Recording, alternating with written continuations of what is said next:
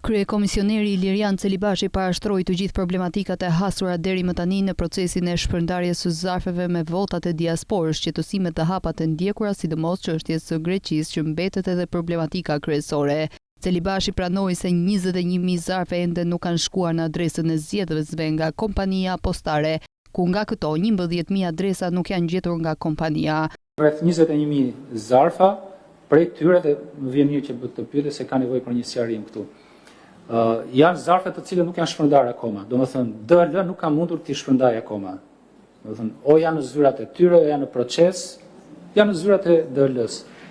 Prej tyre 11.000 janë për shkak të problematikave të lidhura me adresën, pra pasaktësi në adresë, pasaktësi në emailin e kontaktit dhe pasaktësi në numrin e telefonit. Pra shërbimi i DL-s ka 11.000 votues nuk kam mundur t'i gjej, nuk kam mundur t'i kontaktoj. Dhe do të thotë që këto 11.000 zarfa janë në zyrat e tyre.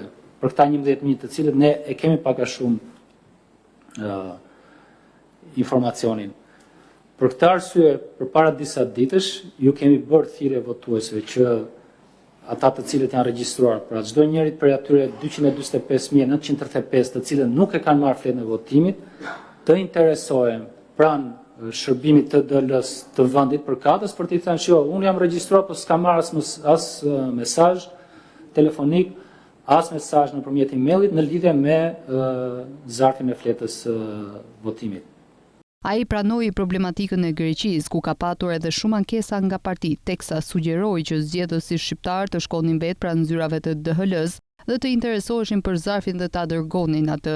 Ai shpjegoi edhe problematikën e mosmbërritjes së zarfeve gjatë 2 ditëve të fundit, teksa shtoi se pritet një dërgesë pas ditën e kësaj të martes. Kanë qenë 4 zarfe për të mbërritur, po qendra e përpunimit të dërgesave postare të DL-s në Leipzig ka preferuar që të mos nisi një avion të posaçëm vetëm për 4 dërgesa. Sot në drek ne do të kemi informacion se sa është numri i zarfeve që do të mbërrinë sot në territorin e Republikës Shqipërisë dhe procesin e përpunimit të këtij dokumentacioni ne fillojmë nesër në mëngjes. Në lidhje me problematikat e shkaktuara nga procesi dhe pagesën ndaj kompanisë private, ai tha se në fund do të evidentohet nëse shërbimi është kryer sipas kontratës dhe pagesa do të bëhet mbi bazën e këtij shërbimi.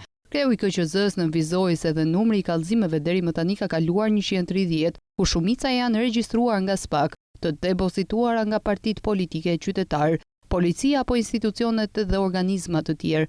8 nga këto kallëzime janë regjistruar nga vetë SPAK.